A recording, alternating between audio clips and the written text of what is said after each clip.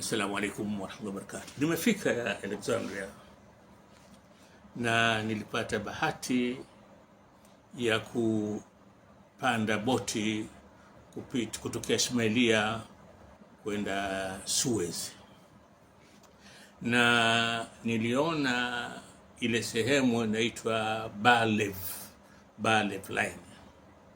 Katika vita vya siku 6 baada ya Wayahudi kuiteka Sinai ile, huyu mkuu wa majeshi walioteka Sinai kitwa Barlev alijenga kama kilima kikubwa kabisa cha mchanga kuzuia Wamisri wasiweza kuingia Sinai na kushambulia Wayahudi.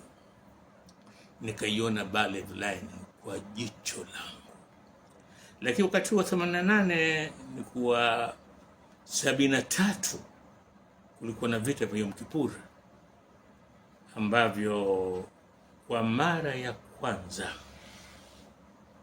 Wayahudi walielemewa, na si kama harakati na juhudi za Marekani kuingilia vita ile, huenda Waarabu wangelipata ushindi, lakini hiki ni kisa kingine, tutakitafutia inshallah muda wake, tutakieleza. Turudi kwa vita vya Irani, Wayahudi na Marekani.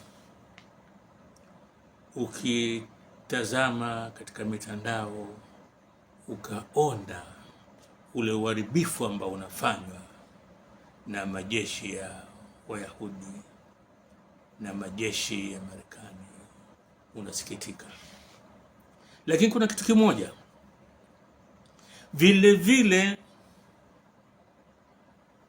wa Irani wanaipiga Israeli kama vile wao wanavyopigwa, lakini vyombo vyote vya habari vikubwa, Al Jazeera, CNN, BBC, hawaonyeshi hizi, kiasi ambacho utadhani kuwa wanaopata adhabu hii, wanaoangamizwa ni wa Irani peke yao.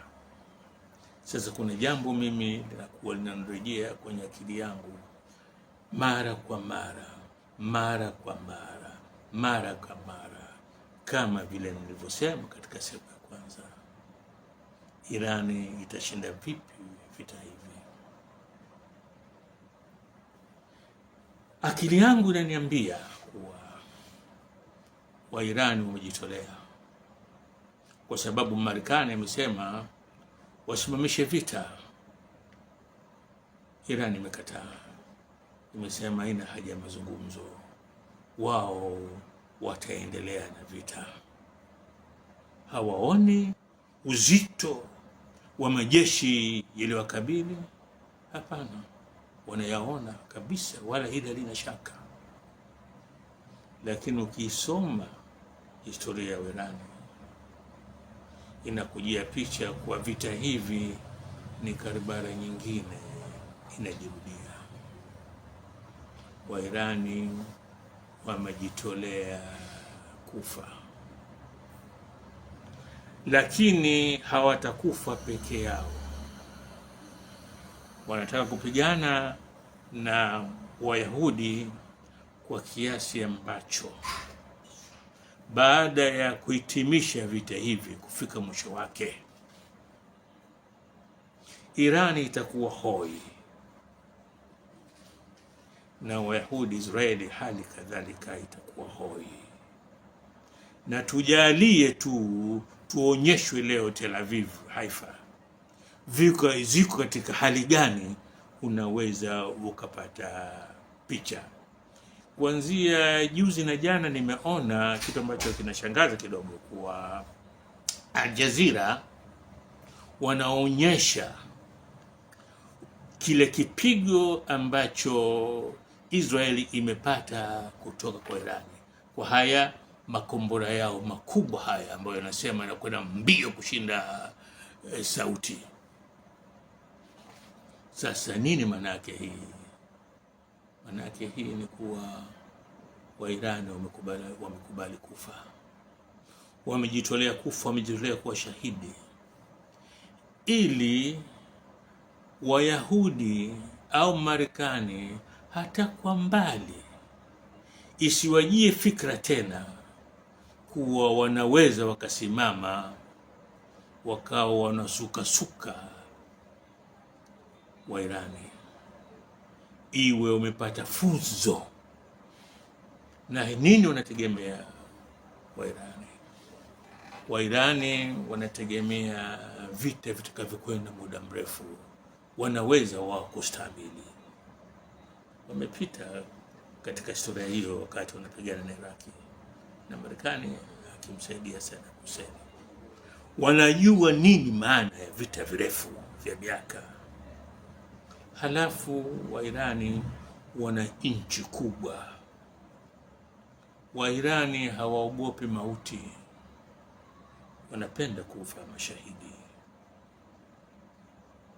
Wayahudi wanakiogopa kifo, wanaogopa mauti, hawawezi kustahimili vita vya muda mrefu, hawawezi kustahimili kukaa kwenye mahandaki wanajificha, hawawezi kustahimili. Wataweza kustahimili vita vya miaka 3, miaka 4, ni jambo gumu. Sasa nini maana yake hii? Hii maana yake ni kuwa Wairani wameamua kufa. Na nini kinafanya wafe? Nini kinafanya kubali kufa? Ni kuwa wanataka wabakie na heshima yao, wanataka Uislamu ubakie na heshima yake. Popote pale ulimwenguni watembee kifua mbele na vichwa vyao vimenyanyua juu. Uislamu upate heshima yake, uheshimiwe. Isiwe mtu anaweza kutoka kwenye nchi yake akadhani anaweza kuipiga Irani na isiwe chochote. Lazima kuwa, wazungu wanasema na consequences, lazima wapate majibu. Sasa hili si jambo dogo, si jambo dogo hata kidogo. Damu nyingi itamwagika, damu nyingi itamwagika. Miji mingi ya Israeli itapigwa na itakuwa kama Gaza. Nasema mmoja katika waandishi wa Al Jazeera anasema leo kuna mitaa ukitizama ya Israel, ya Tel Aviv, unaweza kusema hii ni Gaza. Lakini mpaka sasa hivi Waisraeli bado wanaficha, hawataki kuonyesha uhalisia wa hali waliokuwa nayo. Hii ndio kitu nasema mimi kinasikitisha na wengi kinasikitisha, kwa sababu wanajua damu nyingi itamwagika, watu wengi watakufa. Lakini wanachokitaka Irani ni kuwa wabakie na heshima yao, na Waisraeli wafikie mahali wajue kuwa it is not business as usual. Hawawezi wakawa wao na kwenda kupiga watu wanavyotaka. Kuna mwandishi alimwambia mwandishi mmoja wa Irani, kwa nini wao Wayahudi na wao hawafanyi kama wanaofanya Waisraeli? Wakaingia kwenye nchi usiku wa manane, wakaingilia viongozi wakawaua. Akawajibu, hawa ni Waislamu, Muislamu hawezi kufanya jambo kama hilo. Assalamu alaikum wa rahmatullahi wa barakatuh.